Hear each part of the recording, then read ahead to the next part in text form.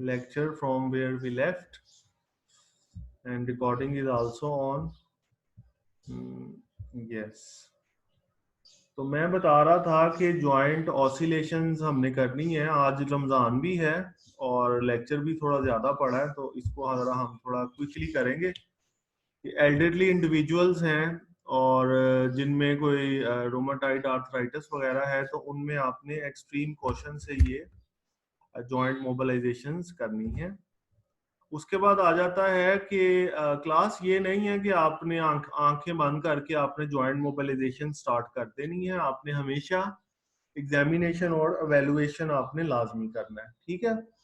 और एग्जामिनेशन का मतलब है कि आपने डाटा कलेक्ट करना है, और एवेलुएशन का मतलब है कि on the basis of that data collection आपने एवेलुएट करना है कि क्या कंडीशन है और क्या प्रॉब्लम है, और फिर उस प्रॉब्लम के अकॉर्डिंगली आपने उसको ट्रीटमेंट प्रोवाइड करनी है, ठीक है। तो ये documentation is very important. Without documentation you will put yourself in trouble. कोई भी आपसे पूछ सकता है, कोई मेडिकल डॉक्टर, कोई orthopedic, what you have done, तो you have to give all logic of your treatments, ठीक है। तो that is called as documentation, या एग्जामिनेशन एंड एवेलुएशन भी इसको कहते हैं। और एग्जामिनेशन टेक्निक्स जो हैं, समटाइम्स आप एग्जामिनेशन कर रहे होते हो तो जो एग्जामिनेशन टेक्निक है वो एज अ ट्रीटमेंट टेक्निक भी यूज हो जाती है, ठीक है। फॉर एग्जांपल, आप पेशेंट को एबडक्शन में पेन है, अब आप पेशेंट की एबडक्शन चेक कर रहे हो। अब आपने जेंटली उसको एबडक्शन आप अप्लाई की और जेंटली आपने उसको ऑसिलेशंस अप्लाई की, तो sometimes during the examination patient psychologically and physically heal कर जाता है, ठीक है। तो ये एज अ ट्रीटमेंट टेक्निक्स भी यूज हो जाती हैं। This point is very important. In fact, the most important point of the slide is that examination techniques can also be used as treatment techniques, ठीक है। और एग्जामिनेशन टेक्निक्स ये आप जब मस्कुलोस्केलेटल एग्जामिनेशन पढ़ोगे उसमें आप देखोगे एग्जामिनेशन टेक्निक्स को।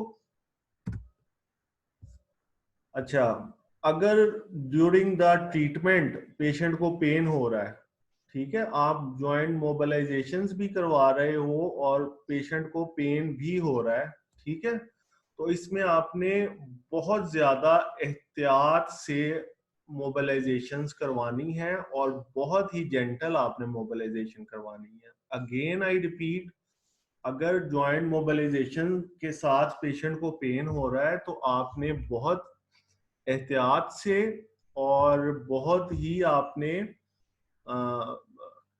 जेंटल ऑसिलेशंस आपने उसको करवानी है, ठीक है।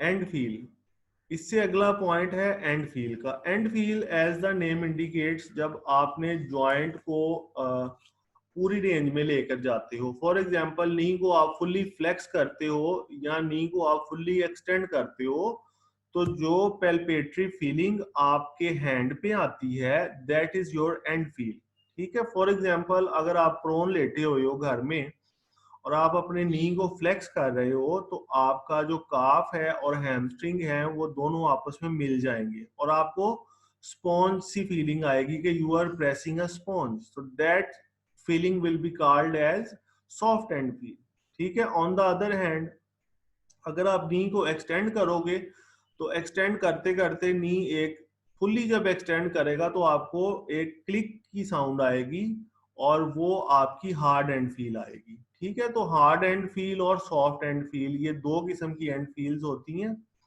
तो ये आपने याद रखनी है और इसकी डेफिनेशन आपने याद रखनी है कि what is and feel. Documentation वही चीज है जो मैंने आपको पहले बताई है। ये नंबर सेकंड है कि जो बहुत ही इंपॉर्टेंट स्लाइड है, ठीक है। मोबिलाइजेशन के क्लास ग्रेड्स हैं, ग्रेड 1, 2, 3, 4 एंड 5, और इनको समझना बहुत जरूरी है। ये ही बेस है आपकी और ये थ्योरेटिकल बेस है, इसकी थ्योरी को समझना आपके लिए बहुत ज्यादा जरूरी है, ठीक है। तो ग्रेड्स मोबिलाइजेशंस के कौन कौन से हैं? 1 एंड 2, ठीक है। 1 एंड 2 क्या है कि they are used for treating joints limited by pain or muscle guarding, ठीक है।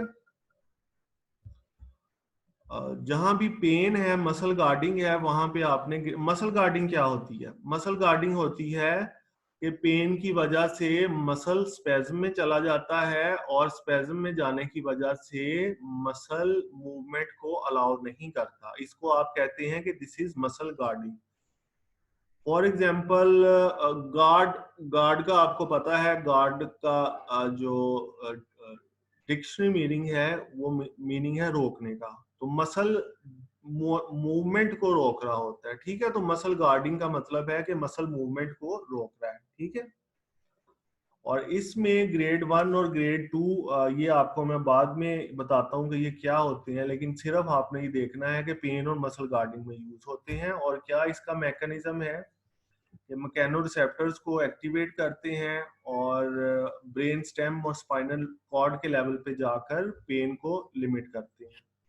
इसके बाद के जो ग्रेड्स हैं, they are grade 3 and grade 4, और they are primarily used as stretching manoeuvres, ठीक है। तो स्ट्रेचिंग मैनूवर्स का मतलब है कि जॉइंट कैप्सूल को आपने स्ट्रेच करना है, जॉइंट सरफेसेस को अपार्ट करना है, तो उसमें आपने ग्रेड 3 और ग्रेड 4 को अप्लाई करना है। ये तो इसकी बेसिक एक डिस्क्रिप्शन है। अब आप देखें कि यहाँ यूजेस हैं कि ये होते क्या हैं और ये इसमें कैसे करवाए जाते हैं, ठीक है। ये एक फिगर है जिसमें सिर्फ ग्रेड 1 और ग्रेड 2 को बताया गया है। तो ग्रेड 1 है small amplitude rhythmic oscillation at the beginning of the range of movement, ठीक है। ये स्मॉल एम्पलीट्यूड है। और ग्रेड 2 है large amplitude rhythmic oscillations with in the mid range of movement, ठीक है। ये भी क्लास मेटलैंड का इंट्रोडक्शन है, लेकिन जब आप इसका प्रैक्टिकल करोगे then you will get to know कि ये क्या है, ठीक है। ग्रेड 1, ग्रेड 2 और इसके बाद ग्रेड 3, और ये इसमें जरा डिस्क्रिप्शन आई है। अब हम ग्रेड 3, ग्रेड 4 की तरफ जाते हैं। देखो ग्रेड 3 फिर आ जाता है large amplitude rhythmic oscillations, they are perform to the limit of the available motion, ठीक है।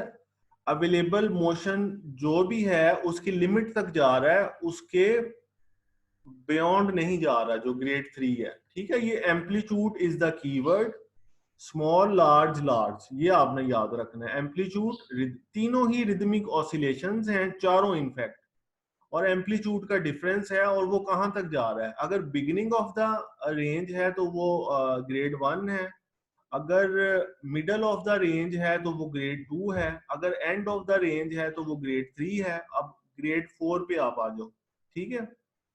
ग्रेड 4 क्या है कि small amplitude rhythmic oscillations, they are performed at the limit of the available range of motion and stretched into the tissue resistance, ठीक है। जो available range of motion थी उससे भी आप 1 मिलीमीटर फर्दर चले गए हो, तो ये आपका ग्रेड 4 में आ जाता है, ठीक है।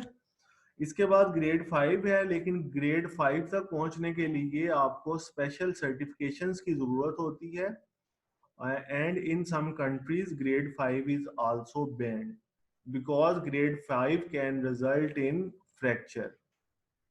तो ये दोबारा मैं आपको एक थ्योरीज को एड्रेस करूंगा, अगर आप दोबारा, आपको किसी को ग्रेड्स की समझ नहीं आएगी तो मैं दोबारा आपको बता दूंगा, इसलिए इसमें परेशान होने की जरूरत नहीं। ये थोड़ा सा मुश्किल है ग्रेड्स, ठीक है। तो ये अगेन ये उसका टेबल है, आपको नजर आ रहा है, दिस इज, ठीक है, स्मॉल लार्ज लार्ज स्मॉल, और ये है स्मॉल एम्पलीट्यूड थ्रस्ट टेक्निक। और ये मैंने आपको बताया है कि ये कायरोप्रैक्टर करता है, और ये after getting the informed consent of the patient and in very selected setups इसको किया जाता है। पेशेंट को आफ्टर डिटेल एग्जामिनेशन फैसला किया जाता है कि आपने ग्रेड 5 करना है कि नहीं, because this is very difficult as well as risky. ये भी वही ग्रेड्स हैं, ये स्लाइड रिपीट हो गई है इसमें। अच्छा, अब इसमें आएगा पोजीशनिंग। तो positioning is very important in all aspects of physiotherapy, ठीक है। कोई भी कंडीशन हो, स्पोर्ट्स इंजरी हो, बेड रिडन पेशेंट हो, जब तक आपको प्रॉपर पोजीशनिंग करनी नहीं आएगी, सीखनी नहीं आएगी, आप ट्रीटमेंट अप्लाई नहीं कर सकोगे। अब आपने शोल्डर पे अप्लाई करना है तो पेशेंट का शोल्डर आपके शोल्डर के लेवल से थोड़ा सा डिफरेंस होना चाहिए, कोई 12 इंच का, 1 फुट का। पेशेंट बहुत नीचे है, आप बहुत टॉल हो, या पेशेंट का काउच बड़ा ऊपर है, आप नीचे हो गए हो, आपकी पोजीशन खराब हो गई है, तो वो जो टेक्निक है वो इफेक्टिवली अप्लाई नहीं होगी। तो this is all about the positioning.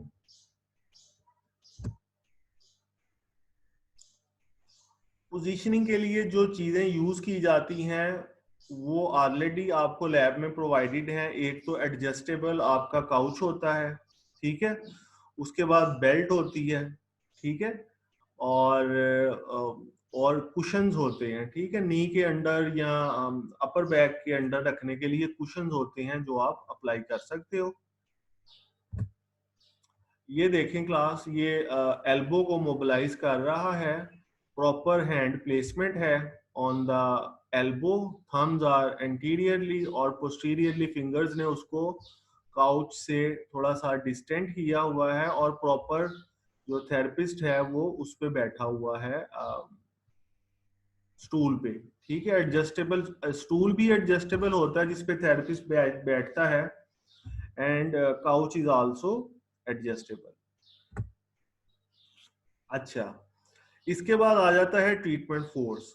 अब जब भी आपने मोबिलाइजेशन करनी है तो आपने फोर्स लगानी है। अब फोर्स को आपने कैलकुलेट करना है कि फोर्स आपने कम लगानी है, दरमियानी लगानी है या ज्यादा लगानी है। ये भी प्रैक्टिकल एस्पेक्ट की चीज है, और ये आपको पता चलेगी जब आप थोड़ा सा हैंड्स ऑन करोगे एक दूसरे पे। तो जहां पे आपको रिस्ट्रिक्शन ज्यादा मिलेगी, जहां पे जॉइंट्स बड़े होंगे, फॉर एग्जांपल नी जॉइंट है, फॉर एग्जांपल शोल्डर जॉइंट है, उधर आपको ज्यादा फोर्स लगानी पड़ती है।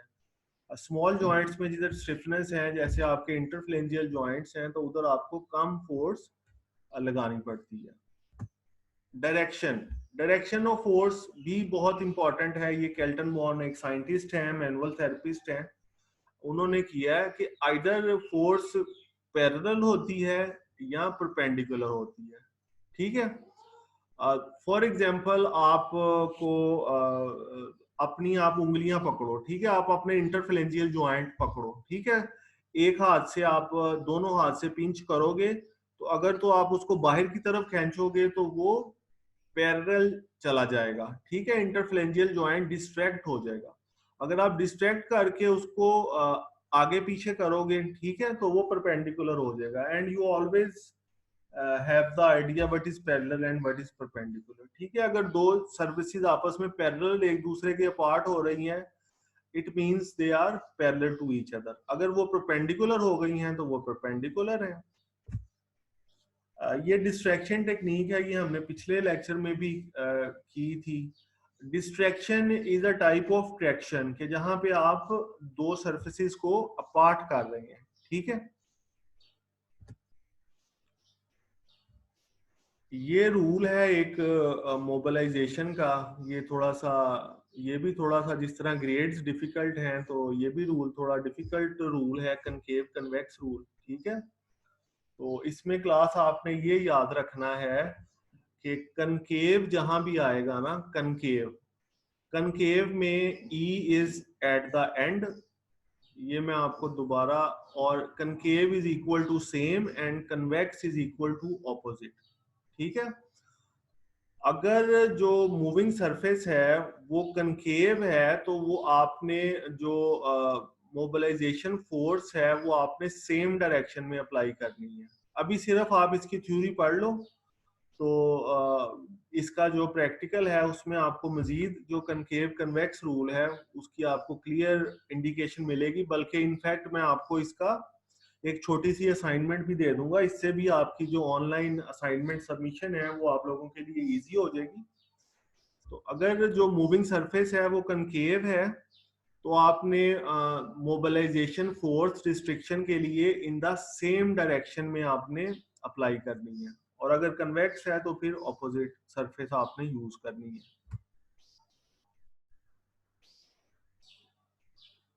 ये यूजेस हैं पेरिफेरल जॉइंट मोबिलाइजेशंस के।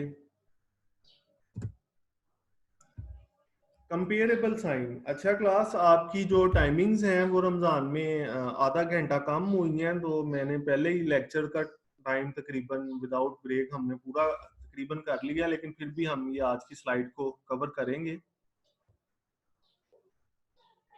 कंपेरेबल साइन होता है कि आपने एक जॉइंट पे एक ट्रीटमेंट दिया या एक जॉइंट पे आपने एक एग्जामिनेशन टेस्ट किया, तो you always compare with the other extremity.